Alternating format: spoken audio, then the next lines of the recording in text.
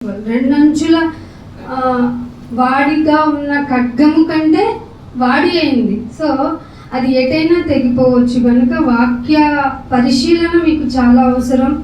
దేవుడు మీకు బోధిస్తున్నప్పుడు, దేవుడు చెప్తున్నప్పుడు మనుషులు చెప్పే విధానాన్ని, మనుషుల యొక్క మాటను తీసుకోకుండా దాని సారాంశం మీ హృదయంతో ఏం మాట్లాడుతుంది, ఎలా మాట్లాడుతుంది, అది నాకే ఎందుకు అనిపిస్తోంది అనేటువంటి అవగాహన కల్పించుకోవటానికే దేవుడు మనకి ఇస్తున్న అవకాశం. చాలా మంది అనుకుంటారు మనం ఇక్కడికి వచ్చేస్తున్నాము, దేవుని సన్నిధిలో ఉండిపోతున్నాము, దేవుని యొక్క ఆలోచన నేర్చుకుంటున్నాము, దేవుడే మనకు అన్నీ ఇచ్చేస్తాడు, so I'm happy, I'm good అని అనుకుంటున్నాం. కానీ ఎవరైతే దేవుని మందిరానికి వస్తున్నారో వాళ్ళతోనే ప్రమాదం అంట. నేను చెప్పలేదు, బైబిలే చెప్పింది. బైబిల్ యొక్క మాట ఎప్పుడూ తప్పు కాదు, ఎందుకంటే అది ఎవరి మాట? దైవావేశము కలిగిన అనే ఒక పదప్రయోగం చేశారు పేతురు గారు, సంథింగ్ ఎవరో కానీ. దైవావేశం, ఆవేశంతో కూడింది దేవుని మాట. మనం దేవుని మాటకి తప్పించి మిగతా అన్ని విషయాల్లో ఆవేశాన్ని చూపించేసుకుంటాము. అందుకని దేవుడు ఏమంటాడంటే, నా మాటను జాగ్రత్తగా, శ్రద్ధగా, ఇదే ఆయన బాధ మొదటి నుంచి ఆయన ఎన్నుకున్న ప్రజానికం గురించి. ఎవరైతే వినటం లేదు కాదు, శ్రద్ధగా వినటం లేదు. శ్రద్ధగా వింటున్నారు పో అని చెప్తే మీరు గైకొనటం లేదు. నేను ఎందుకు చెప్తున్నాను, వింటున్నారు సరే, వినటానికి వచ్చి శ్రద్ధగా అంటే మీరు డిసిప్లిన్ చేయడం గొప్ప అనుకుంటున్నారు, వెరీ గుడ్, నైస్. కానీ దాని సారాంశం ఏమిటంటే శ్రద్ధగా వినేవాళ్ళు గైకొనాలి. సో ఈ మాట ఎందుకు చెప్పారు, బైబిల్లోనే ఎందుకుంది అనేటువంటి అవగాహన లేని నాడు వాక్యం పట్ల శ్రద్ధ రాదు. చెయ్యాలి, ఆలోచన విధానంలోనికి వెళ్ళాలి అని రాదు. అందుకనే మనం ఈ లోకపు యొక్క పరిస్థితులు ఇక్కడ ఉన్నంతసేపు మనం చాలా బాగుంటాం, చాలా సేఫ్ కూడా. ఎందుకంటే దేవుని మాటలో ఉన్నాం, దేవుని సన్నిధిలో ఉన్నాం, మనల్ని మనం చాలా అలర్ట్ చేసుకుంటాం. మనసు మనం ఇది దాటి, ఈ గుమ్మం దాటి బయటకు వెళ్ళిన తర్వాత మనలో ప్రాచీన స్వభావంతో కూడిన మనోడు మనం బయటకు వచ్చేసి ఏం మాట్లాడు. లోకస్తులు ఎలా రియాక్ట్ అవుతారో అలాగే మనం కూడా రియాక్ట్ అయిపోతాం. లోకపరమైన మనుషులు ఎలా ఉంటారో మనం కూడా అలాగే ఉద్రేక స్వభావాన్ని కలిగి ఉంటాం. అందుకనే యుద్ధాలు ఎందుకు జరుగుతున్నాయిరా అంటే మీలో ఉన్న దురాశల వల్లే అన్నాడు దేవుడు. అదేంటి బాబోయ్, వాళ్ళెవరో కొట్టుకుంటే మాకు చూపించామంటే, మీలో యుద్ధములు, పోరాటములు ఎందుకు కలుగుతున్నాయి అంటే మీరు చేసుకుంటున్న దురాలోచనలు, ఒకళ్ళ మీద ఒకళ్ళకి ఆధిపత్యము, ఒకళ్ళంటే ఒకళ్ళు పడకపోవటం, అవి ఒక మనుషుని హృదయంలో నుండే స్టార్ట్ అవుతాయి.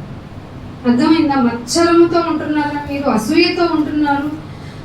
ఇవన్నీ ఎందుకు వస్తున్నాయి అంటే ఏ మాట అయితే మీరు విని దాని ప్రకారం నడుచుకోవాలో ఉండటం లేదు కనుక. యాక్చువల్గా మనకి ఫస్ట్ యుద్ధం గురించి విన్నప్పుడు, ఉక్రెయిన్ రష్యా యుద్ధం గురించి విన్నాం కదా. అప్పుడు అయ్యో చిన్నది ఉక్రెయిన్ ఏం సాధిస్తుంది, పాపం రష్యా ఎందుకు అలా చెయ్యాలి అని అనుకున్నాం. కానీ వాళ్ళిద్దరి యుద్ధం వల్ల ఎంతమంది చనిపోయారో తెలుసా? దాదాపు 2,40,000 మంది. ఎవరు చంపారండి? ఎవరు చంపుంటారు? ఒక మనుష్యులలో నెరవేర్చుకోవాలన్న బలమైన దురాలోచన. అర్థమైందా? ఒకడు నాకెందుకు లోబడి బ్రతకడు. దేవుడు ఏం చెప్పాడు? మీరు ఒకరినొకడు దాసులుగా ఎంచుకోండి, ఒకరినొకడు సహించుకోండి. బైబిల్ చాలా నేర్పిస్తుందండి, ప్రపంచానికి నేర్పిస్తుంది. మనం ఇక్కడ కూర్చొని నేర్చుకున్నాం, అంత ధన్యులం మనం. ఒక మనిషి అన్యాయంగా చచ్చిపోతేనే మనం బాధను భరించలేం. ఒక యుద్ధం వల్ల 2,30,000 మంది చనిపోయారు అంటే ఎంత బాధ. కొన్ని అదేమన్నా ఆగిపోయిందా? ఆగదు. పైగా ఇంకొకటి, మనం మొన్నటిదాకా మళ్ళీ మొదలెట్టిన ఇజ్రాయెల్ హమాజ్ యుద్ధం గురించి కదా. అయ్యో సరిగ్గా ఉన్నారు, అంతా బాగున్నారు, అంతా బాగానే ఉంది అనుకునేలోపు హమాజ్ వాళ్ళకి సంబంధించిన వాళ్ళు వచ్చి ఇజ్రాయెల్ మీద బాంబు వేస్తారు. దానివల్ల ఎంతమంది చనిపోయి ఉంటారు? దాదాపు 80,000 మంది. 80,000 మంది. ఎవరు చంపారు? దేవుడికి ప్రేమ లేదా? దేవుడు అన్యాయస్తుడా? దేవుడికి దయ లేదా అనుకుంటున్న వాళ్ళంతా వీటికి ఆన్సర్ చెప్పాలి. మనిషి చేసుకున్నదేగా. మనిషి ఏదైతే చేసుకుంటున్నాడో వాడి మీదకే వస్తుంది. అవునా కదా? ఏది విత్తుతున్నావో అదే వస్తుంది అంటున్నాడు. నిన్నగాక మొన్న మొదలైంది. నిన్నటి వరకు ఎంతమంది చనిపోయారయ్యా అంటే దాదాపు 40,000 మంది అట. లెక్కలు మాత్రమే ఇవి. శిథిలాలకు ఎంతమంది, ఇంకా లెక్కలు తేలిస్తే ఏమవుతుందో అనేటువంటి పరిస్థితులు వెనుక ఉన్న కారణాలు ఏవైతే అవని మనుషులే కదా పోతోంది, మనుషులే కదా. వీటన్నిటికీ కారణం ఏమిటంటే ఇమ్రాన్ ఇప్పుడు చచ్చిపోతున్నాయి. ఇప్పుడు రష్యాలో దేవుని తెలుసుకున్న వాళ్ళు లేరా? ఉక్రెయిన్లో తెలుసుకున్న వాళ్ళు లేరా? ఎవ్వరు లేరా? మరి మందిరాలకు వెళ్తున్నారు, దేవుని మాటలు తెలుసు, దేవుడు అంటే శాంతమూర్తి, అబ్బబ్బబ్బా ఆయన ప్రేమ అయి ఉన్నాడు కనుక సో మనం కూడా అలా ఉండాలి, ఉంటాము అనుకుని వచ్చి దేవుణ్ణి తెలుసుకుంటున్న వాళ్ళ వల్లనే చిచ్చు ప్రకృతి చక్రానికి పెట్టబడుతుంటే, మరి వాక్యము ద్వారా మేము వచ్చేసాం, పరిశుద్ధులం అయిపోయాము అనుకున్న వారి వల్ల ఇంకెంత డేంజర్ అయ్యింది అంటే, దేవుని నమ్ముకున్న వారి పట్ల, దేవుడు నమ్ముకున్న వాళ్ళ పట్ల, దేవుడు నమ్ముకుంటున్నామన్న వారి పట్ల దేవుడు అన్యాయంగా ఏమన్నా ఉంటాడా? 1 పేతురు రాసిన పత్రిక, అది చూసి ముందుకెళ్తాను.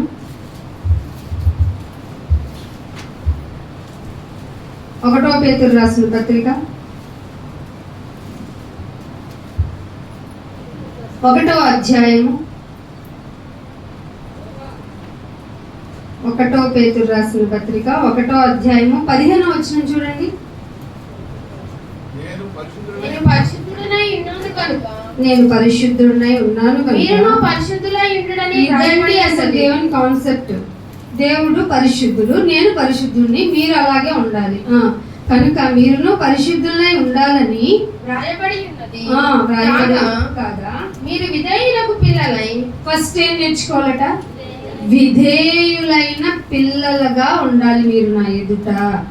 ఎందుకు మేము విధేయత లేదు నాయన అంటే కింద చెప్తున్నాడు, మీరు పూర్వంలో ఉన్న అజ్ఞాన దశ. మన పూర్వపు దశ ఏమంటాం? సాక్షులు చెప్పుకుంటాం, నేను పూర్వంలో అట్లా ఇట్లా, దాన్ని దేవుడు ఒక్క లైన్లో కొట్టేశాడు. మీది అజ్ఞాన దశ, నేను అలా చేశాను, ఇలా చేశాను, అలా ఉన్నాను కానీ దేవుడిని ఇప్పుడు నమ్ముకున్నాను. What is the use? ఇది సాక్ష్య ఫలితం. చిన్నప్పుడు మనకి ఒక ఎస్సే రాసి దాని కింద కంక్లూజన్, వాట్ ఈస్ కంక్లూజన్ అని అడుగుతారు కదా, దాన్ని ఏమంటారు? అది తెలుగులో సారాంశం. ముఖ్య ఉద్దేశము సారాంశం ఏంటంట? ఒక కథ నేర్చుకున్నావు కదా, దీనివల్ల ఉపయోగం ఏంటి, నువ్వు నేర్చుకున్న మోరల్ ఏంటి, నీతి ఏంటి అని అడుగుతుంది లోకంలో ఉన్నటువంటి జ్ఞానం. దానివల్ల నేను నేర్చుకుంది ఇదయ్యా అని రాస్తావు, దాన్ని పాటిస్తావా? అదే ఇక్కడ పెడుతున్నావు నువ్వు నేను. అర్థమైందా? పూర్వపు అజ్ఞాన దశలో మీకుండిన ఆశలు అందరికంటే హైలైట్ గా ఉండాలి, అందరినీ డామినేట్ చేసి బతకాలి, అందరికి నేనే లీడర్ అయిపోవాలి, అందరూ నేను చెప్పిందే వినాలి, నేను చెప్పిందే వేదం అనుకోవాలి. ఇవన్నీ పూర్వంలో ఉన్న అజ్ఞాన దశలు. మీరు పూర్వపు అజ్ఞాన దశలో మీకుండిన ఆశలను అనుసరించి ప్రవర్తించకూడదు. సంఘంలో మనం వచ్చిన తర్వాత, బాప్తిజం తీసుకున్న తర్వాత, సమాధి చేయబడిన తర్వాత మనం చెయ్యకూడని పని ఏంటంటే, పూర్వపు దినాల్లో ఎలా అయితే బతికామో, నోరేసుకొని పడిపోయామో అందరి మీద, వెంటనే మన నోరు మూసిపోవాలి. ఎలా అయితే మన క్రియల చేత అందరినీ ఎలా ఇబ్బంది పెట్టామో ఆ క్రియలు అసలు చేయకుండా ఉండాలి. ఇట్లా ప్రతిదీ అవన్నీ ఒక రోజులో అయిపోతాయా? అవ్వవు, అస్సలు అవ్వవు. ఒక్కొక్కసారి మారాము అనుకుంటున్న మనలో నుంచి బయలుదేరుతాడు ఆ ప్రాచీన స్వభావుడు. ఇదేంటి ఇలా మాట్లాడేశాను అనిపిస్తుంది. అప్పుడు వెంటనే నీకు ఒక అవకాశం, ఇలాంటివి నీ హృదయంలో ప్రతిరోజు యుద్ధంగా జరిగి, అయ్యో ఇలా చేశానా, ఇలా తప్పు పడ్డానా, ఇలాంటి పొరపాటు చేశానా, అయ్యో ఎలాగా, ఇలాంటి పొరపాటులు చేసినా కూడా నువ్వు వెళ్ళవు దేవుని దగ్గరికి. ఎందుకంటే ఇది ప్రాచీన స్వభావాన్ని సిలువకేసి కొట్టేయాలి. కొట్టని నీవు అప్పుడప్పుడు సిలువు మేకులు పీకేసుకుని ఐఎమ్ ఫ్రీ, నేను స్వతంత్రుడను అనుకుని బయటకు వచ్చేస్తే అన్ని స్వాతంత్రపు క్రియలు నిన్ను జీవింప చేయవు. ఈ స్వాతంత్రము మరలా దుర్వినియోగం చేసుకోకూడదండి. గల్తీ పత్రికలు దాసుడికి మళ్ళీ దాసుడు అయిపోకూడదు. ఒక్కసారి పాపానికి కనుక నువ్వు అవకాశం కల్పించు. అది నువ్వు ఏదైనా అనుకో, మనస్సాక్షిని గద్దించేస్తుంది ఇదే అంతే. ఎందుకంటే మనస్సాక్షి గద్దించి చెప్పేసిన వెంటనే నువ్వు వింటావు కానీ పట్టించుకో. అదే నువ్వు ఇక్కడికి వస్తూ ఉన్నప్పుడు వాక్యముతో నువ్వు చెప్పబడుతున్న మాట నీ మనసులోనికి చొప్పించుకుని వెళ్ళిన తర్వాత నువ్వు ఎలా ప్రవర్తిస్తున్నావు అనేది నీకు చూపించేస్తుంది నీ ఆత్మ. అందుకే ఏమంటున్నాడు, పూర్వపు ఆశలను మీకుండిన పాత ఆశలను అనుసరించి ప్రవర్తించక మిమ్మును పిలిచిన వాడు పరిశుద్ధుడై ఉన్న ప్రకారము మీరు కొన్ని ప్రవర్తనలో మాత్రమే అని అన్నాడండి. ఎటువంటి పరిస్థితికి సంబంధించిన సమస్త ప్రవర్తనల యందు తేలిపోవాలంతే. నాయన ఈ విషయంలో నేను క్లియర్. కానీ పరిస్థితి నా మీద నిందపడినా, నా మీద బాధ కలిగించే మాటలు వచ్చినా నీకే అప్పచెప్పేస్తున్నాను. యుద్ధం ఎవరిదైతే మరి నువ్వు చేసేస్తావు, కూర్చొని నువ్వు చేస్తే వెళ్ళాల్సింది ఎక్కడికో తెలుసా, నీ నెత్తి మీదకి నువ్వు చేపెట్టుకున్నట్టే.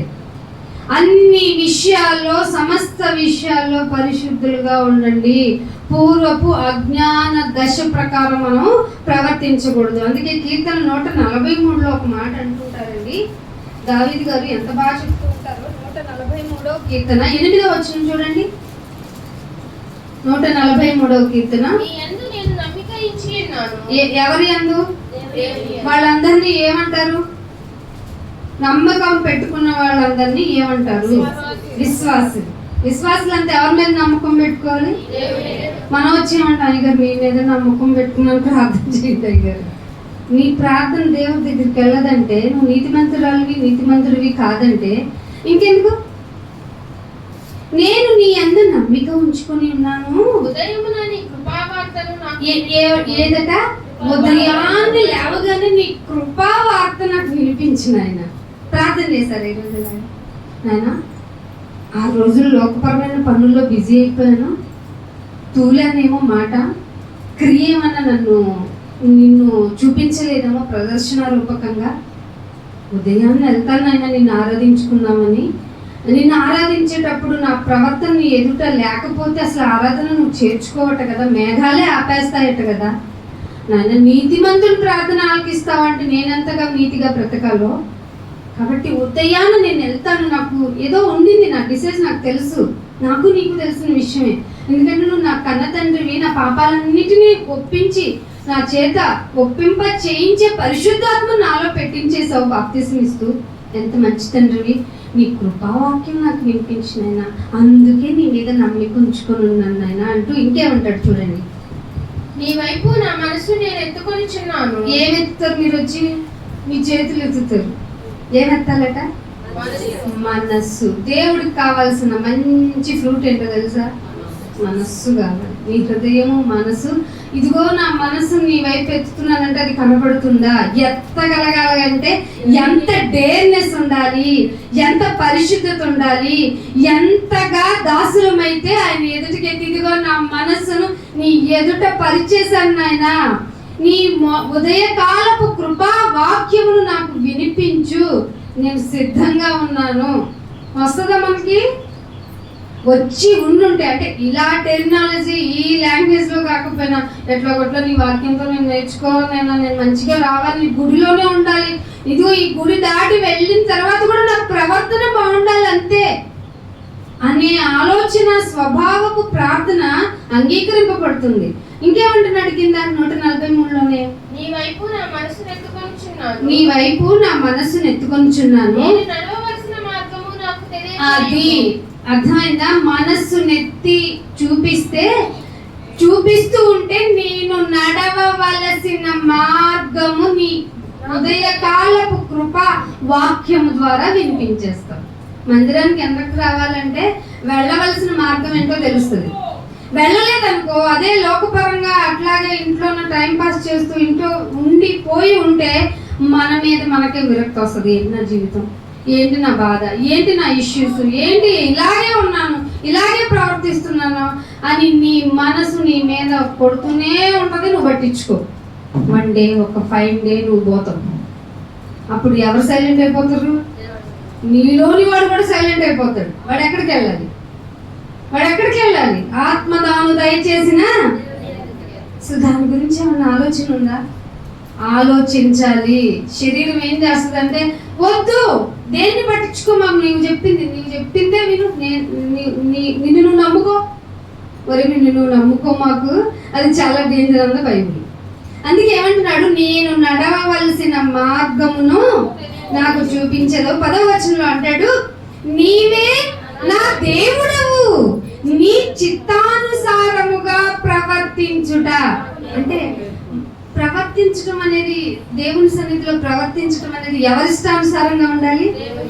అది మెయిన్. మీరు ఈ లింక్ పట్టుకుంటే అసలు మందిరాన్ని వదిలిపెట్టి వెళ్ళను నాయన, అయ్యగారు ఇంకొకసారి ప్రార్థన, లేదా అది పాసిబిలిటీ కాదు. వాక్యం పట్టుకొని ఎక్కడ నాతో మాట్లాడుతావు, ఏ విధంగా ఇదే మీ ధ్యాస ఉంటుంది. అందుకే ధ్యానించువాడు, ఎప్పుడు ధ్యానించువాడు? 1 డే పెట్టుకుని బైబిల్ డే అని చదువుతావు, యోగా డే పెట్టుకున్నట్టు పెట్టుకోకూడదు. ధ్యానమే కదా యోగం.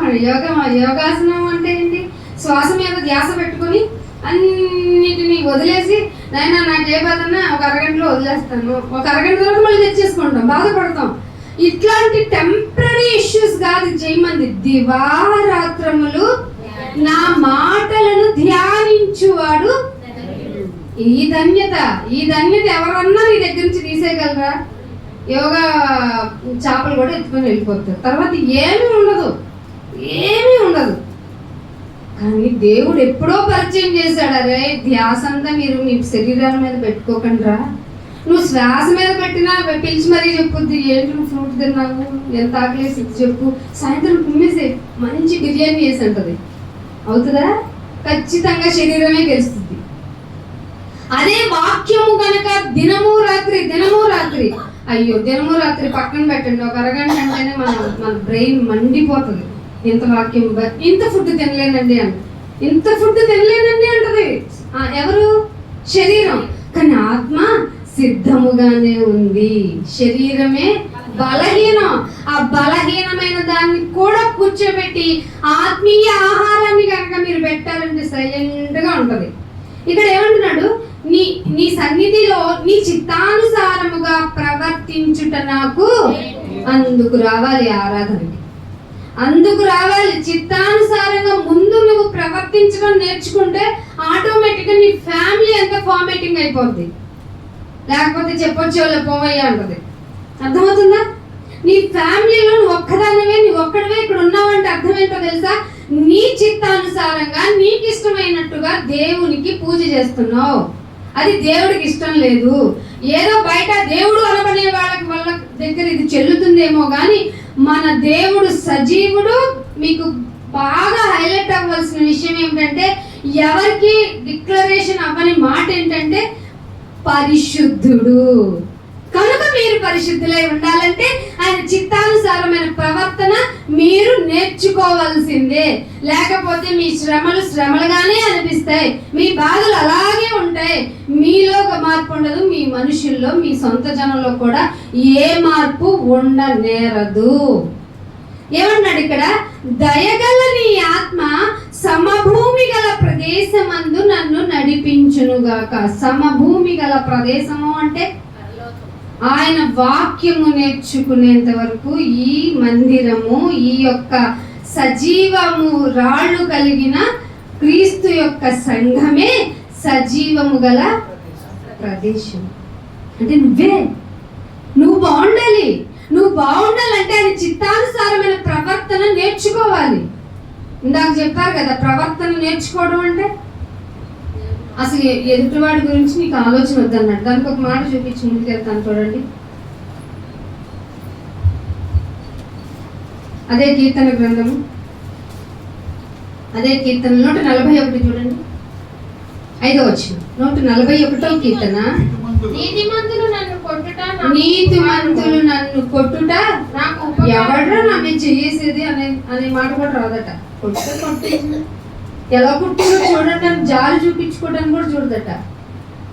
సరే, మనకి అన్యాయం జరిగే విధంగా మన మీద మ్యాన్ హ్యాండ్లింగ్ జరిగింది, దాని గురించి మీరు పట్టించుకోకండి. అసలు అంతవరకు దేవుడు రానియడు, వచ్చినా మన పరీక్ష నిమిత్తమే అనే ఆలోచన మీరు ఎరిగిన వారైతే వివేకంగా ఉంటే అన్ని సాఫీగా వెళ్ళిపోతాయి.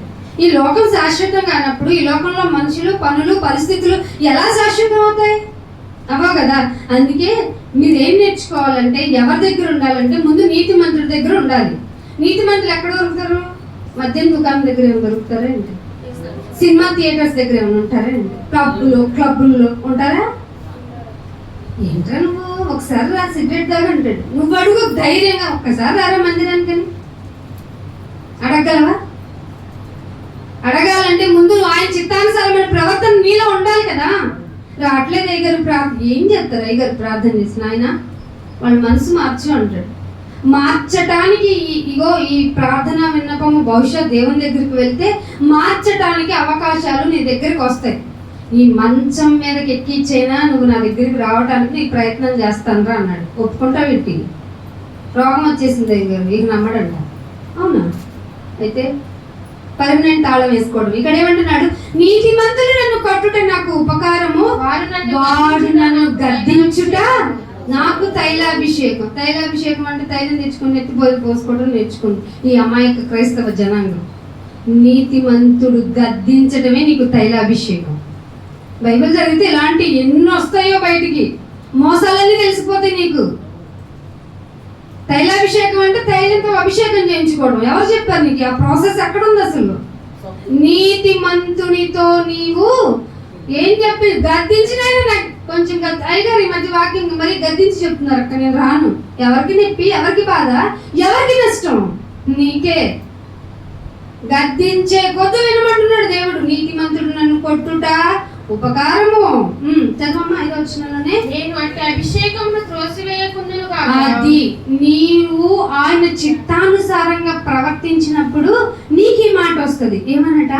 నేను అట్టి అభిషేకమును తోసేయకూడదు నాయన. ఎందుకంటే నా శరీరము ఇష్టపడదు గనక. ఒక మాట అంటుంటే, ఒక గద్దిస్తుంటే ఎవరు నాకు చెప్పేది?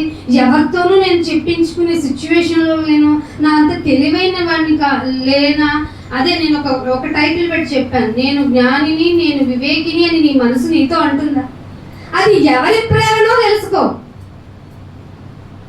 అంటే మనం జ్ఞానంగా వివేకంగా ఉండమంది దేవుడే, కానీ దాన్ని బైపాస్ చేసేటువంటి ఒక తలంపునిచ్చేటువంటి అపవాది నిన్ను ఏ విధంగా వివేకం అంటుంది? అర్థమైందా? నీవు గద్దించబడుతున్నావు. అసలు గద్దింపును తీసుకునే సిచ్యువేషన్ నీకుందా? నేను పడను, ఎందుకంటే నేను పరిశుద్ధుని. ఎలా పరిశుద్ధుడు అంటే నీ చిత్తానుసారమైన ప్రవర్తనతో నేను ప్రతిరోజు పొద్దుటనే లేచి బైబిల్ రీడింగ్ చేయుదును, తర్వాత ఆగకుండా క్రమం తప్పకుండా ప్రార్థన చేయుదును. After that Sunday I will go on table and go away to ఎక్కడికి? అటు నుంచి అంటే డైరెక్ట్గా పాతాళానికి వెళ్తాం మనం ఇట్లా అనుకుంటే. వెళుతున్న కొద్దుకి ఇరుకైపోయే మార్గంలో నీకు ఇబ్బంది కలిగించే పరిస్థితులు అయితే వెళుతున్నది నేను ఇరుకు మార్గమైనప్పుడు నేను ఎలా సేఫ్గా ఫెసిలిటీగా ఉంటాను అనుకుని నీ మనసు ఎందుకు నిన్ను హెచ్చరించడం లేదు? నిన్నెందుకు గద్దించడం లేదు? అది మనుషుల రూపేణా కూడా నీకు ఇబ్బందులు కలగజేసే పరిస్థితులు ఎదురైనప్పుడు నీలో వివేకం ఏమైంది అంటే నీవు నీకిష్టమైనట్టుగా దేవుణ్ణి ఆరాధించడం నేర్చుకొని, నేను భక్తుడిని ఆరాధన చేసేస్తున్నాను, నేను వెళ్ళేది పరలోకానికి అనుకుంటే తీర్పు నీ యొద్ద నుండే ప్రారంభమైపోతుంది. తీర్పు, కఠినమైన తీర్పు, మరి కఠినమైన తీర్పు అనే 3 విధాల శిక్షలు దేవుడు అమల్లో ఉంచాడు.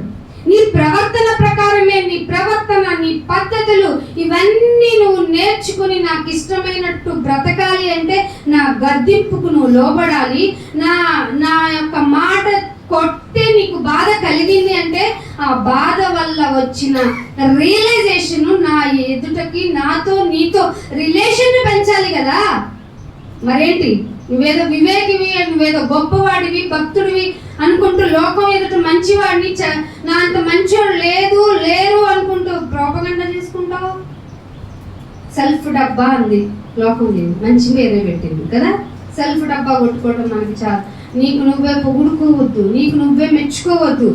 ఒక విధమైన పరిస్థితులు నీకు వ్యతిరేకంగా ఉన్నాయంటే ఐదర్ నీకు ఎగ్జామ్ అయినా ఉంటుంది, లేదా నువ్వు మారటానికైనా ఉంటుంది. వాటి నుంచి మనం పాఠాలు నేర్చుకోవడానికే శ్రమను అనుభవించాల్సిందే. అందుకే యోబు గ్రంథంలో ఒక మాట ఉంటుంది చూడండి, 5వ అధ్యాయము, యోబు గ్రంథము 5వ అధ్యాయము 5వ అధ్యాయము 6వ వచనం తల్లి. శ్రమ ధూళిలో నుండి పుట్టదు. ఎక్కడి నుంచి పుట్టదట? నాకెందుకు నాయన శ్రమలు అంటే ఈ ఆన్సర్ చెప్పాలి. నువ్వు వెళ్ళి శ్రమ ఎవరికి వస్తుంది నాయన? ధూళికి వస్తుంది. నువ్వు వెళ్ళి ప్రార్థన చేద్దాం పోద్దంటావా? శ్రమ ధూళి నుండి పుట్టదు, బాధలు భూమి నుండి మొలవవు, నిప్పురవ్వలు పైకి ఎగురునట్లుగా. అండర్లైన్ చేసుకోండి. శ్రమను అనుభవం ఎట్లా ఉంటుందో. శ్రమ అంటే ఏది? మంచి అంటే తెలిసింది, చెడు అంటే తెలిసింది, ఆనందం అంటే ఏది తెలిసింది, బాధ అంటే ఏది తెలిసింది. కాబట్టి శ్రమ అనుభవమునకే నరులు పుట్టుచున్నారు. శ్రమ ఈక్వల్ టు ఎగ్జామ్. ఇది ఉంది సరే, లేకపోతే నీ ప్రవర్తన ప్రాచీన స్వభావానికి వెళ్ళిపోద్దా? అయితే నువ్వు నా లిస్టులో లేవు. అలా ఎన్నిసార్లు లిస్టులోంచి దేవుడు మనల్ని తీసేశాడో అయినా వాత్సల్యము పెరుగుతుందట ఆయనకి. వదులుకోలే దినదినము. పైగా మనం ఎన్ని రోజులు నీ మీద ప్రేమ చూపించండిరా, ఎన్ని రోజులు ఓర్చుకోనరా, ఎన్ని రోజులు నిన్ను భరించాలి అంటాం ఎదుటివారిని. అవే పెళ్లి మంత్రాలను మాత్రం బాధలోనైనా, వేదంలోనైనా, రోగంలో అయినా, అనారోగ్యమైనా ఏదైనా అబ్బో వదిలిపెట్టండి అమ్మా, కాసేపు చేతులంటే వదిలిపెట్టు. ఇప్పుడు పట్టుకున్నా అంటే మనల్ని కొట్టేసేటంత ఘోరమైన స్థితిలోకి వెళ్ళిపోయారు కపుల్స్. ఎందుకంటే వాళ్ళ ప్రాచీన స్వభావం వాళ్ళలో బయటపడుతుంది. ఒకరినొకరిని ఓర్చుకునేంత అయ్యో నాలాంటి మనస్తత్వం విని, నాలాంటి బలహీనురాలని నేనేదో వాక్యం నేర్చుకున్నాను కాబట్టి గొప్ప దానిలో కనపడుతున్నాను, కానీ అదే వాక్యం లేకపోతే ఇంతకంటే చెడ్డ స్వభావం కదండి మనది. అవునా కదా? మంచివాళ్ళం కాదు మనం. ఎంత చెడ్డవాళ్ళం అంటే మీరు చెడ్డవారైనను నేను మిమ్మల్ని తీసుకున్నాను అన్నాడు. దేవుడి కంటే గొప్పవాడు ఏంటి నువ్వు? అంత మంచి ఉందేంటి నీకు? మహాదేవుడా అంత మంచి ఉందా నీలో? కానీ దేవుడు అంటున్నాడు ఒక్కడును లేడు, ఒక్కడు లేడట నీతిమంతుడు. అందరూ అంతటా పాపము చేసి దేవుడు అనుగ్రహించు. మరి ఇంకెందుకు మనలో గొప్పలు, మన డబ్బులు నేను ఎంత మంచోని అంటే పరీక్షించుకోవాలి మనం. అందుకే ఏమంటున్నాడు? శ్రమానుభవమునకే అందరూ పుట్టుచున్నారు అంటున్నాడు. అదే 1 పేతురు రాసిన పత్రికలో 1వ అధ్యాయం 17వ వచనం చదవండి.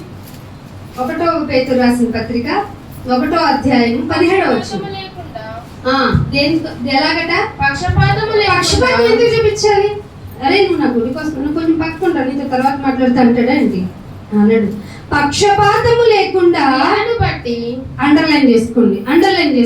ఒక పరిస్థితి నీకు ప్రతికూలమైన అనుకూలం అవ్వచ్చు అంటే ఎవరో అమ్మ ఎవరిని పట్టుకొని రా నాతో ఉండిపో అంటే వద్దు, అప్పటికి ఆజ్ఞలు లేవు. యేసోపు గారి గురించి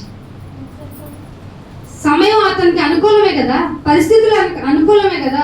తప్పు చేస్తే అడిగే వాళ్ళు ఎవరున్నారు? అప్పుడు తోరా కూడా లేదే, ధర్మశాస్త్రం కూడా లేదే. ఆకాశం మందు ఉన్న దేవుడి నిమిత్తం దేవుడి దృష్టిలో నేను అపరాధం అయిపోతాను, ప్లీజ్ గో అవే అన్నాడు అంతే. యోసేపు గురించే కదా. మరి అటువంటి అనుకూల పరిస్థితిలో కూడా నిగ్రహము కలిగిన పరిస్థితి నీకుందా? ప్రతికూల పరిస్థితి నీ మీద ఏ తప్పు చేయకపోయినా నీ మీద నిందపడితే దేవుడే చూసుకుందును గాక అనేటువంటి మనస్తత్వం నీకుందా? ఇవి కూడా క్రియల కిందకు వస్తాయే. అందుకే పక్షపాతము లేకుండా క్రియలను బట్టి వాడైనా వీడైనా ప్రతి వానిని తీర్పు తీర్చువాడు మన తండ్రి. మన నాన్న, మన ఫాదర్స్ అయితే, మన రిలేటివ్స్ అయితే మనోడురా, మన క్యాస్ట్రా అంటారు. అయ్యో ఈ దేవునితో చాలా డేంజర్ అండి బాబు. మన అనుకుంటేనే ముందు ఏం చూస్తాడు తెలుసా? వాట్ ఈజ్ యువర్ డూయింగ్స్ అని చూస్తాడు. బుక్ కూడా ఉంది కదా, మీరు చేసే పనులను బట్టి నేను గ్రంథంలో రాసుకున్నాను. అది మాటలకు ఒక గ్రంథము, క్రియలకు ఒక గ్రంథము, 3 బుక్స్ తెరవబడతాయి. అసలు ఏమన్నా ఆలోచిస్తున్నారా మన గురించి? అడుగేస్తే ఒక రైటింగ్, లేకపోతే ఒక మాట మాట్లాడితే ఒక నోటింగ్, ఇవన్నీ ఉంటున్నాయి అనే ఒక అవగాహన ఉండిందా? అయితే మనం జాగ్రత్త పడతాం కదా. ఏమంటున్నాడు? మీరు అందుకే క్రియలను బట్టి ప్రతి వాణిని ఆయన తీర్పు తీర్చువాడు మన తండ్రి అని మీరు ప్రార్థన చేయాలి. ఇలా ప్రార్థన చేస్తున్నారా? అప్పుడు ప్రార్థన రాదు, ఆయన క్షమించు, ఏదో తప్పు చేశాను, ఏమో తెలియదు, నాకు తెలియకుండా ప్రాచీన స్వభావం. ఒక్కొక్కసారి మనం తెలియకుండానే ఆవేశపడిపోతూ ఉంటాం, మనం ఏదో గొప్ప నీతిమంతులమైనట్టు. నిజమే కదా? కోపం మనలో ఎప్పుడు ప్రదర్శిస్తామంటే మనం గొప్పగా మన లీడర్షిప్ ఇచ్చినప్పుడు. ఆర్గనైజ్ చేయాలంటే పెద్ద టోన్ ఉండాలంట. మోషే గారికి ఏముంది, అరణ్యంలో నడిపించేశాడు 40,000 కాల్పులన్నీ. పైగా ఆయనకి ఏముంది, నత్తి ఉంది. బాబోయ్ నా మాట ఎవరు వింటారయ్యా, నేను నత్తుండి అంటే నేనున్నాను నువ్వు వెళ్ళు అన్నాడు. 40,000 మందిని నడిపించడానికి నత్తాన్ని ఎన్నుకుంటే ఒక అన్ని విషయాలు తెలిసి అన్ని విషయాలు అవగాహన ఉండి సిటీలో ఉండి ఫెసిలిటబుల్గా ఉన్న మనందరిని నడిపించడానికి హై పిచ్ టోన్ ఉన్న లీడర్ కావాలంట. ఎలా కుదురుతుంది? అందుకే లోకము దాని విషయంలో దేవుడు వైర్యంగా ఉన్నాడు. బాబాయ్ మీరు నేను చెప్పేదానికి ఆపోజిట్ చెప్పారు. మీరు కనుక దాంతో సాంగత్యం చేశారనుకో లోకంతో, నేను మీకు విరోధిని కాబట్టి నేను ఎత్రాస్ వద్దునన్నా ముందు అది తీసేయండి. అసలు శరీరాశం గురించి ఆలోచించకండి, అప్పుడు జీవటంబమే ఉండదు, మీకు దాసులు అయిపోతారు అంతే, అందరికీ అంతే. ఒకరినొకరు ఓర్చుకునే ఓపిక వస్తుంది మీకు అన్నాడు. అందుకే మత్తయి సువార్తలో చెప్తాడు, ముగింపుకు వస్తున్నాను. మత్తయి సువార్త 28వ అధ్యాయము 20వ వచనం. మత్తయి సువార్త 28వ అధ్యాయము. నేను మీకు ఏ ఏ సంగతులను ఆజ్ఞాపించితినో వాటన్నిటినీ గైకొనవలెనని. వాటన్నిటిని వినేసి వెళ్ళవాలి. ఏంటి తప్పు చదువుతుందా అమ్మాయి, మీరేం చెప్పరేమి? ఇదే కదా మనం రోజు చేసేది. ఏ ఏ సంగతులను ఆజ్ఞాపించితినో వాటన్నిటిని వై నాన్న, why father, why my God అని అడగరేంటి? అడిగి గ్రహించి అవి నాకు ఎంత మేలు చేస్తాయో అని గైకొనే విషయము వివేచన నీకు రాదేంటి? రాదా? నా విషయాలలో ఏ ఏ విషయాలు మీకు చెప్పానో ఆ సంగతులన్నిటిని వాటన్నిటిని మీరు గైకొనవలనని. వారికి ఇవన్నీ చేస్తే మేము బ్రతకగలము భూమి మీద. ఎస్, యుగ సమాప్తి వరకు నేను మీతో ఉంటాను అన్నాడా లేదా కింద? నా ప్రకారం ఇదిగో నేను యుగ సమాప్తి వరకు సదాకాలం మీతో ఉన్నాను.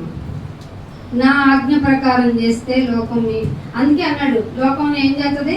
లోకం మిమ్మల్ని దేశించిందని ఫీల్ అవ్వకండి, అది ఎవరిని దేశించింది ఫస్ట్? సో పచ్చి మానుకే అలా చేసింది. అది ఎవరు పచ్చిమాను? యేసుప్రభు. అసలు జీవం లేని ఎండిపోయిన కట్టలు మనకు చేయదా? ఎందుకని మీరు మీ రియాక్షన్ ని లోకస్తుల్లాగా రియాక్ట్ చేసి చూపిస్తారు మరి? అందుకే ఇంకొక మాట ఇదే మత్తయి సువార్త 26వ అధ్యాయంలో ఏమంటాడు చూడండి, 34వ వచనం. 26వ అధ్యాయము 34వ వచనం. యేసు అతన్ని చూచి రాత్రి కోడి ఎవరో క్యారెక్టర్ తీసుకొచ్చాడు. ఎవరైనా? పేతురు గారు. ఇదిగో ప్రభువా, మీకు ఎన్ని దూరం అయిపోవాలంతే, మేము భూమి మీద ఉన్నంతకాలం నిన్ను బాగా సేఫ్గా చూసుకుంటాం అన్నాడు పేతురు. దేవుడా, మేము బతికినంతకాలం నిన్నే మొక్కుతాం అయ్యా, కానీ అప్పుడప్పుడు ఆదివారం స్కిప్ చేసేస్తాం. ఇది ఎక్స్క్యూజ్ చేయండి. ఆదివారం ఒక రోజు పోతే ఆ రోజే దేవుడు నీతో ఏదో మాట్లాడలేమో, తప్పిపోయింది ఎవరు మరి? ఏ ఆజ్ఞాపించుతున్నా వాటి ప్రకారం గైకొనాలి కదా. అందుకే అంటున్నాడు, నువ్వు పేతురు నువ్వేం చేసావు, నువ్వు ఎంత మంచోడు అంటే రాత్రి కోడి పుయ్యక ముందే మరి పేతురు గురించి తెలుసు, కానీ మన గురించి తెలుసు. నువ్వు బాప్తిస్మం తీసుకున్నా కూడా ఆయన దృష్టిలో ఎన్నో పాపాలు తప్పులు చేస్తావని తెలిసే నీకు ఆయుష్ని ఇచ్చాడంటే ఎంత మంచోడు. ఆయన వాత్సల్యత ఎంత మంచిది. అవకాశాన్ని మరి సద్వినియోగం చేసుకోవాలా, దుర్వినియోగం చేసుకోవాలా? మరి మీరేం చేసుకుంటున్నారు? సమయమును పోనీయక సద్వినియోగం చేసుకోమంటే నువ్వే రాకపోతే నీ ఫ్యామిలీ ఎందుకు వస్తుంది? అంతే కదా. ఫ్యామిలీనే రక్షించుకోవాలి. నీవు ప్రచురణ చేయండి, సర్వలోకమునకు వెళ్ళి సర్వ సృష్టి వరకు ఉన్నంత పని నీకు. ఎక్కడి వరకు? సర్వలోకము సర్వ సృష్టి, డబల్ ఆఫ్ ది డబల్ పని. కనీసం గుడి దాటి వెళ్ళలేని నీ యొక్క నమ్మకము, నీ విశ్వాసము పరలోకంలో నేను తీసుకెళ్ళి కూర్చోబెట్టేయాలి. నువ్వేమో దేవదూతలకి తీర్పు తీర్చేయాలి. అబ్బో, ఇక నీ ప్రేమ, నీ యొక్క వాత్సల్యత ఎవరి మీద పెంచుతున్నావు? ఒక్క రోజు కూడా ఉండదు. ప్రేమనే మర్చిపోతాం మనం, మళ్ళీ వాత్సల్యతను పెంచుకుంటామా? భర్త ఉన్నాడండి, భార్య, దేవుడు అదే చెప్పాడు, అమ్మా నీ భర్త బాగాలేదనుకో, నువ్వేం చేస్తావంటే వాక్యం పక్కన పెట్టి నువ్వు నేర్చుకుంటూ నీ ప్రవర్తన ద్వారా నీ భర్త మారొచ్చేమో అని చెప్పాడా లేదా? భర్తలకి ఏం చెప్పాడు? అరే పాపం అది అసలే వట్టిది అన్నాడా లేదా? బలహీనురాలు. ఎవరంట? ఒప్పుకోరు మీరు, బలహీనురాలు. వద్దంటే ఏడుస్తుంది, వద్దంటే అరుస్తుంది. అంతే కదా, వీక్నెస్ ఎక్కువ. అలాంటి వారితో జ్ఞానంతో కాపురం చేయమంది. ఎలా చేయమంది కాపురం? బెల్లంగా నెగ్గుకు రావాలంటే చాలా కష్టం, ఎందుకంటే మీకంటే తెలివైన వాడు. అందుకే వాళ్ళకి డబుల్ పని ఇచ్చాడు. సో ఇలాంటివన్నీ నేర్చుకుని వివేకంతో ఉండడానికి మందిరానికి రావాలంటే ఆ మందిరపు విషయాల్లోనే నువ్వు స్కిప్ చేసేస్తే ఒకరోజు పర్మనెంట్గా నేను దూరం చేయడానికి మెల్లమెల్లగా ఆరాధనకు దూరం చేసేస్తాడు. అప్పుడు నీకేం అనిపించట్లేదు అనుకో, ఒకరోజు మందిరానికి రానప్పుడు నీ హృదయంలో ఎటువంటి ప్రతిస్పందన రాలేదనుకో, నువ్వు చచ్చిపోయినట్లే. మీరు జీవించుచున్నారన్న పేరు మాత్రము మీరు చచ్చినోళ్ళే. అందా లేదా? ఎంతమంది చచ్చిపోయామో, ఎన్ని వారాలు చచ్చిపోయామో, వచ్చిన నీళ్లు పోసుకొని వాళ్ళు అంటే చెట్టుకి ఏమేస్తే బతుకుతుంది? మరి వాక్యం అంటే నీరే కదా. ఉదక స్నానం చేయడానికి వచ్చిన వాళ్ళం మనం, అంటే మురికి పెట్టి వచ్చాం లోకమాలిన్యంలో. లోకంతో అవునంటే అవును అనకూడదు, కాదంటే కాదను, ఏదన్నా తంట మనకి.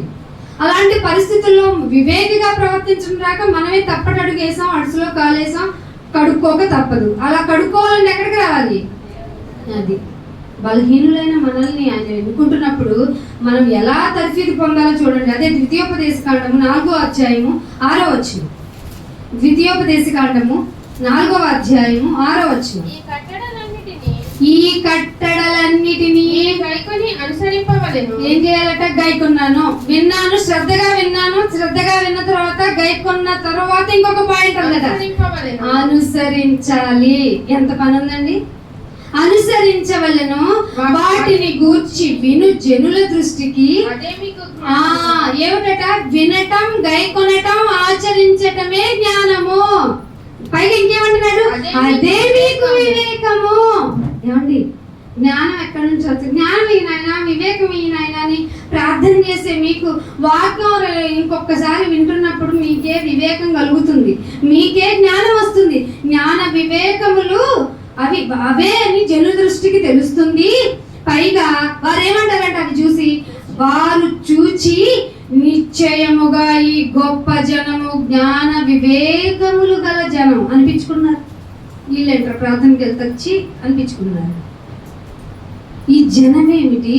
వీళ్ళ జ్ఞానం ఏంటి? వీళ్ళ వివేకం ఏంటి? అరే మాట అంటే అలా వెళ్ళిపోతారండి. ఇది మా దేవుడు నేర్పాడు. మీకు బాధ ఉంది, అన్యాయంగా మాట్లాడుతున్నారా అంటారు, పడతాం. కానీ ఎవరికప్ చెప్తాం? ఆ దేవుడి దగ్గర. పైగా మా ప్రేయర్ ఏముంటుందో తెలుసా? వాళ్ళని మార్చిన ఆయన నిన్ను వలే నీ శత్రువునైనా అన్నాడా లేదా? ఏం తెచ్చుకున్నారు మరి? జ్ఞాన వివేకులు గల జనంగా ఉన్నారా? వీళ్ళేంటారు బాబు ఎంత తెలివి తక్కువ లాగా ఉన్నారు అంటున్నారా? ఇంకొక మాట అలాంటి 2 కొరింథీయులకు రాసిన పత్రిక 8వ అధ్యాయం 21వ వచనం. 2 కొరింథీయులకు రాసిన పత్రిక 8వ అధ్యాయము 21వ వచనం. ఎలయనగా ప్రభు దృష్టి యందు మాత్రమే కాక. ఇదేంటి మళ్ళీ ఇక్కడ ఇంకొక ఇష్టమైన పరిస్థితి. ప్రభు దృష్టి యందు మాత్రమే కాక మనుషుల దృష్టి యందు. మనుషులు అంటే ఇక్కడ ఎవరు వస్తారు? భార్య రాదా? భర్త రాడా? తల్లి రాదా? తండ్రి రాదా? పిల్లలు రాదా? బంధువులు రాదా? సహోదరులు రాదా? ఎవరు? లోకంలో ఉన్న వాళ్ళందరూ. అదే అంటున్నాడు, మనుష్యుల దృష్టి యందును యోగ్యమైన వాటిని గురించి అశ్రద్ధ చేయకండి, శ్రద్ధగా ఆలోచన చేసుకోండి. అర్థమైందా? వివేకం ఉంటే ఇలా ప్రవర్తిస్తాం. ఎంతసేపు ఆయన బలహీనతల గురించి అందరూ నోరెత్తుకొని చెప్తావు ఎందుకు? భరించలేవా? ఓర్చుకోలేవా? నీకు అదే సిలువేమో.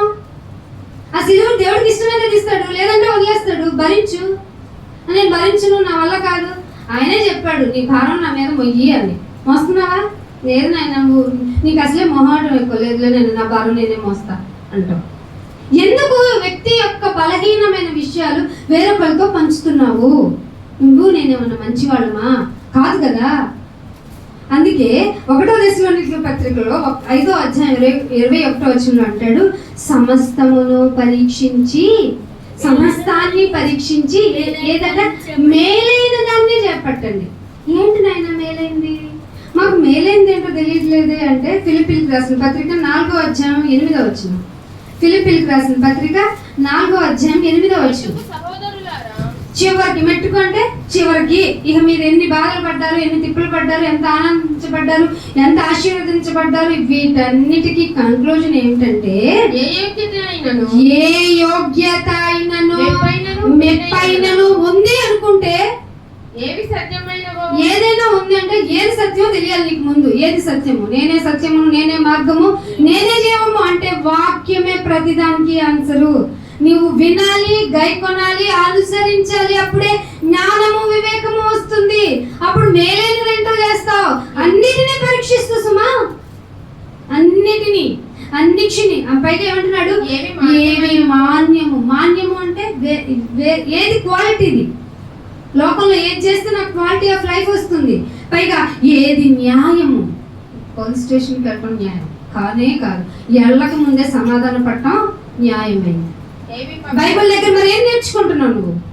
ఏది న్యాయమైనదో, ఏది పవిత్రమైనదో. నీలో పవిత్రత లేదు అని చెప్పిన యేసు ప్రభువారు మోరల్గా ఉండాలి నీకు.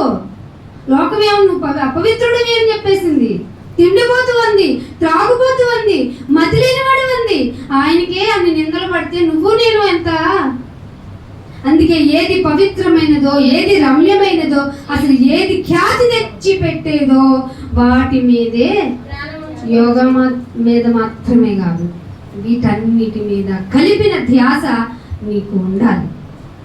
ఏది మరి ఇప్పుడు ఈ లోకపరమైనటువంటి ఆశల్లో పరిగెడుతున్న నీకు ఏది ఇంపార్టెంట్ అనిపిస్తుంది? ఏది ఖ్యాతి తెచ్చిపెట్టేది అనిపిస్తుంది? ఏది ప్యూరిటీగా అనిపిస్తుంది? డబ్బా? ధనాపేక్ష గలవారు ధనమును ఉంచుకోవడం కాదు, ధనమే ఆపేక్ష బలమైన కోరిక గలవారు ఉరిలోను శోధంలోను పడిపోయి కొట్టుకొని పోతారు. చివరికి వాళ్ళే పొడుచుకొని సూసైడ్ చేసుకుంటారు. అందుకో ఆ ధనం కోసమా నీ తాపత్రయమో? నాయనా, ఎక్కువ ఇచ్చేసావనుకో ఎవడరా దేవుడు అంటాను నాయన. తక్కువ ఇచ్చావనుకో దేవుడు ఎక్కడున్నాడు అంటాను నాయన. కాబట్టి నాకు తగినంత మాత్రమే. ఎక్కువ దాట నీకు అభివృద్ధి అనుకోకండి. పిచ్చేది అనుకోవద్దు. అభివృద్ధి దేవుడు ఇచ్చాడు అంటే మళ్ళీ నీకు పరీక్ష. ఆ ధనము దేవుని విషయంగానే ఖర్చు పెట్టాలి. ఎందుకంటే ఇద్దరు యజమానులు వాళ్ళు, ఒకళ్ళు నీళ్ళనైనా సాటిస్ఫై చేయాలి, దేవుడినైనా సాటిస్ఫై చేయాలి. ఇది పోతుంది, ఇది క్షయమైనది ధనము. అక్షయమైన దేవుని కొరకు నువ్వు పోరాడాలి. అలాంటి విషయాలు జ్ఞాపకం ఉండాలంటే ఈ సమస్తాన్ని సృష్టించిన ఆ మహాదేవుని యొక్క కుమారుని త్యాగం నీకు అర్థం అవ్వాలి. అందుకే బల్ల. అర్థమవుతుందా? తినేసి తాగేసి వెళ్ళిపోదామని వచ్చావేంటి? తింటే తాగితే వెళ్ళిపోతాను పరలోకాన్ని ధీమాతో ఏమన్నా వచ్చావేంటి? ఎందుకంటే పాస్టర్ గారు పద్దాగా గుర్తు చేస్తూ ఉంటారు, తిని త్రాగువాడు నిత్య జీవానికి వారసు. Yes, it is true. కానీ అనుసరించకుండా, ప్రవర్తించకుండా, అసలు గైకొనకుండా, శ్రద్ధ పెట్టకుండా నీకెలా వచ్చేస్తుంది నిత్య జీవము? పారంపర్య ఆచారం కొరకు చేసేద్దాం అనుకుంటున్నావు ఏంటి? అందుకే మాట చూపిస్తాను చూడండి. కొలసీలకు రాసిన పత్రిక 2వ అధ్యాయం 21వ వచనం. కొలసీలకు రాసిన పత్రిక 2వ అధ్యాయము 21వ వచనం.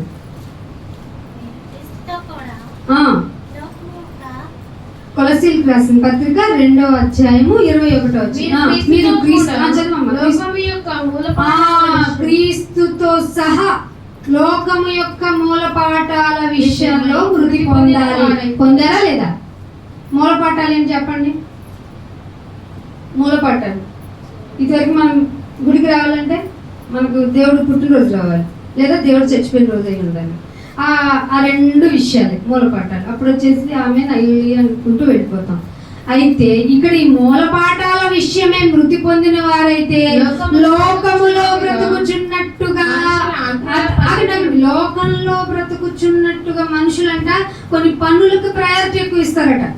తినకూడదు, కొట్టుకోకూడదు, చేయకూడదు, అలా ఉండకూడదు, ఇలా ఉండకూడదు. అలాగా మనుషుల ఆజ్ఞలను పద్ధతులను అనుసరించుట చేత ఏంటి ఆ మనుషుల ఆజ్ఞలు ఏంటి? పట్టుకోవద్దు, రుచి చూడవద్దు, అయ్యో ముట్టుకోవద్దు అను విధులకు మీరు లోబడనేలా.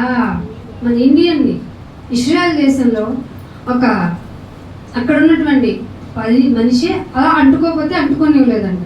మనమేమో మన మిత్ర దేశం అంటాం. మనం ముట్టుకోకూడదంటే ఎవరు ముట్టుకోకూడదు యూదుడిని. అటువంటి పద్ధతులు ధర్మశాస్త్రం ప్రకారం ఉన్నాయి. కానీ కొత్త నిబంధనకు వచ్చిన పౌలు గారు ఏమంటున్నాడు? రుచి చూడదు, ముట్టుకోకూడదు, పట్టుకోకూడదు అంటావు నువ్వు. మనుషుల ఆజ్ఞల ఆచారం ప్రకారం కాదు. నువ్వు రొట్టె వెయ్యాలి అంటే నాయన ఇంతగా నీ శరీరం నలిగిందా నాకు ఆహారం అవ్వటానిక? జీవాహారము నేనే అని చెప్పుకున్నావు అంటే నీ రొట్టె రూపకంగా ఉన్నటువంటి సాదృశ్యమైన దాన్ని తింటేనే బ్రతుకుతానన్న గైకునేటువంటి నాలెడ్జ్, వివేకం నాలో రావాలనా? అందుకు నన్ను జ్ఞాపకము చేసుకున్నటకు, అంతేనా? జ్ఞాపకం చేసుకోవడం అంటే ఎటు చచ్చిపోయాను అని ఆడటం కాదు. ఆ చావడానికి కారణం నేనా? అయ్యో, ఒక జంతువే అన్యాయంగా చచ్చిపోతే నా మనసు భరించలేదే. అలాంటిది నా పాపం నిమిత్తం, నా శాపం నిమిత్తం, ఇదిగో ఈ విధంగా చచ్చిపోవలసిన నా నిమిత్తం నీ సాక్రిఫైయింగ్ ఇలా చేసావా అని ఒక విధమైన, మళ్ళీ ఏడవకూడదు, పద్దాగా ఏడు రాకూడదు. నేను మారు మనసు కలిగిన ఆత్మ ఒకేసారి వస్తుంది. కొరింథీయులకు రాసిన పత్రికలో చెప్పారు, రియలైజేషన్ నీలో కలిగి మార్పు రావాలి నీ ప్రవర్తనలో. అర్థమవుతుందా? అంటే ఆయన ఎంతగా తగ్గించుకున్నాడో అంటే రక్తము కారునంతగా తగ్గించుకున్నాడు. అది సిలువుకి ఎక్కిపోయి వెళ్ళి పైకి ఎక్కినా కూడా, దాహం అని అడిగితే కూడా చేదు చిరకనిచ్చిన వారిని క్షమించమనేంతగా, పక్కలో బల్లెపు పొడిచినా వాళ్ళ గురించి ఏమీ అనకుండా వీరేమి చేయుచున్నారో వీళ్ళకి తెలియని వాళ్ళు అనేటువంటి వివేకం ఉంటే నీ శత్రువు గురించైనా ప్రార్థన చేయాలనిపిస్తుంది. అది క్రీస్తు ప్రేమ. అందుకనే హెబ్రీయులకు రాసిన పత్రిక 6వ అధ్యాయం 5వ వచనంలో ఏమంటున్నాడు చూడండి. హెబ్రీయులకు రాసిన పత్రిక 6వ అధ్యాయము 5వ వచనం, దేవుని దివ్య వాక్యము. ఏ వాక్యం ఇది? దివ్యమైన వాక్యము. రాబోయే యుగమైనటువంటి ఆ శక్తి ప్రభావాన్ని అనుభవించేస్తాను. బాప్తీసం తీసుకున్న తర్వాత నీలో ఒక తెలియని ఒక ఉత్తేజం ఉర్రూతలవుతూ ఉంటుంది. వద్దంటే పాట అంటావు, చప్పట్లు అంటావు, ప్రార్థన అంటావు, వాక్యం అంటావు, తర్వాత కనపడవు. అలా కాకుండా ప్రతిసారి ఆయన గురించి నువ్వు అసెంబ్ల్ అయ్యేటప్పుడు ఆ శక్తుల ప్రభావం అనుభవించేసిన తర్వాత తప్పిపోతున్నారంట. ఇది జరుగుద్దా అంటే ఖచ్చితంగా జరుగుద్ది. అందుకే ప్రపంచంలో మారణకాండం మొదలైపోయింది. నేను వస్తానన్నప్పుడు మీలో యుద్ధములు, పోరాటములు ఇంకా చాలా చాలా జరుగుతాయి అని చెప్పింది. మీరు అవన్నీ విన్న తర్వాత రావటానికి ఆరంభం అని చెప్పింది. మరి ఈ శక్తుల ప్రభావం అనుభవించిన తర్వాత మీ విషయాల్లో దేవునిని మరలా సిలువ వేస్తున్నారు. ఇది ఎవరి గురించి చెప్పాడు? వచ్చిన వాళ్ళు మళ్ళీ తప్పు చేస్తే చెప్తున్న మాట. వచ్చిన వాళ్ళు మీరు కుమారుణ్ణి మళ్ళీ సిలువ వేయచ్చు బాహాటముగా. అక్కడెక్కడో జరిగింది ఇజ్రాయేల్లో హిస్టరీ, అది ఎంతో కొంత మరుగున పడింది. నీ ద్వారా ఆయన అవమానపరచబడుతున్నాడు అంటారు. అర్థమవుతుందా? మన ప్రవర్తన, గైకునే విధానం రాంగ్ ఇంప్లిమెంటేషన్ అయితే అవమానపరిచేది దేవుణ్ణే. దానికి నిన్ను బాగు చేయటం మళ్ళీ పడదు. మరి ఎందుకు పెట్టావు నాయన? ఎందుకు ఈ బల తీసుకోవాల్సిన అవసరం ఏంటి? మళ్ళీ ఇదేంటి, ఇది శరీరపరమైన క్రియలాగా ఉంది అంటే ఎస్, అదే చెప్తున్నాడు. ఈ మాటతో చెప్పి ముగిస్తాను. హెబ్రీయులకు రాసిన పత్రికలోనే 9వ అధ్యాయం 10వ వచనం చూడండి. 9వ అధ్యాయం, ఇదందరూ అండర్లైన్ చేసుకోండి. ఇవి దిద్దుబాటు జరుగు కాలము వచ్చే వరకు. ఏమిటట? దిద్దుబాటు కాలం. ఇది ఏ కాలం ఇది? నేను తప్పు చేశాను, ఐఎమ్ సారీ, నేను బలహీనుని అని ప్రతిరోజు మనం దిద్దుకుంటూ ఉన్న టైంలో కొన్ని గుర్తు చేసుకుంటూ ఏమన్నట? చదవము. అన్నపానములతోనూ నానా విధములైన ప్రక్షాళనములతోనూ సంబంధించిన శరీరాచారమే. ఇది కూడా శరీరాచారమే. ఎందుకు నాయన అంటే ప్రక్షాళన కోసము, దిద్దుబాటు కోసము. ఈ ఛాన్సులు ఎవ్వరికి ప్రపంచం లేదు, క్రైస్తుని నమ్ముకున్న వారికి మాత్రమే.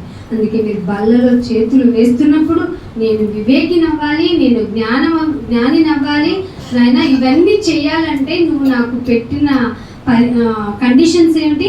నా మాటలు గైకొను. గైకొన్న నీవు గైకొనాలి అంటే ముందు శ్రద్ధగా విను. విన్న వాటిని గైకొన్న వాటిని పాటించు. అవే నీకు వివేచన జ్ఞానాన్ని ఇస్తాయి. అందాక కొన్ని శరీరపరమైన క్రియల్లో భాగంగానే ఇదిగో ఈ రొట్టె నా శరీరము, ఈ ద్రాక్షరసము నా రక్తము, కానీ అన్నపానములు నిన్ను చేర్చవు. వాటి ద్వారా నేర్చుకున్న ప్రవర్తనే నిన్ను ఎక్కడికి తీసుకెళ్తుంది? అట్టి ధన్యత మీ అందరికీ దేవుడు దయచేయాలని కోరుకుంటూ ఈ నా మాటలు ముగిస్తున్నాను. ప్రార్థన చేసుకుందాం. తండ్రి, మీకు ఎంతో వందనములు నాయన. మా జీవితంలో నాయన మేమే గొప్ప, మేమే మంచి భక్తులము అనుకుంటూ, గుడికి వస్తే చాలు అనుకుంటూ మమ్మల్ని భ్రమ కల్పిస్తున్న ఆ శాతాను యొక్క మాయ నుండి విడిపించడానికి మాతో కొన్ని మాటలు మాట్లాడారు. దిద్దుబాటు జరగాలని ఆయన మీరు వచ్చేంత వరకు నిజమే. ఆ దిద్దుబాటు మాలో జరగటానికి ఇదిగో మీ బలలో చేతులు వేయటానికి మాకు మంచి అవకాశాన్ని కల్పించారు. మేమంత గొప్ప అనుకుంటున్నప్పుడు, కాదురా నా బిడ్డ కంటే మీరు గొప్పవాళ్ళు కాదు అని గుర్తు చేయటానికి, నీ బిడ్డ ఏ విధమైన త్యాగం చేశారో, ఏ తప్పు చేయకపోయినా అదేవిధంగా మీ లోకంలో ప్రవర్తించడానికి వివేకము, జ్ఞానము మాకు దయచేయాలంటే నీ మాటలు శ్రద్ధగా విని గైకొని ప్రవర్తించేవారుగా మమ్మల్ని అందరినీ సిద్ధపరిచేయాలి. యేసుక్రీస్తు వారి పరిశుద్ధమైన నామమున ఈ ప్రార్థన విన్నపములు అడిగి వేడుకుంటున్నాం తండ్రి. Thank you all of you. God bless you.